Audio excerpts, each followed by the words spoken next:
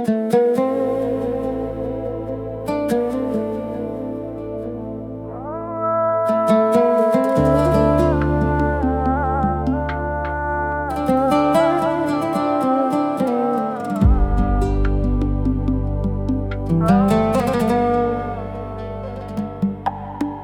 الكلام الصمت في بعض الأحيان، لا صار ما حد يستمع في كلامك، والعقل زينة مثل ما النوم سلطان، والكلمة الزينة تعلي مقامك، والإنسان ذي هو ما حفظ قدر الإنسان، قربه بيبطل انت صايم صيامك، والعطوة اللي من وراها التمنان محصولها ينخر مفاصل عظامك.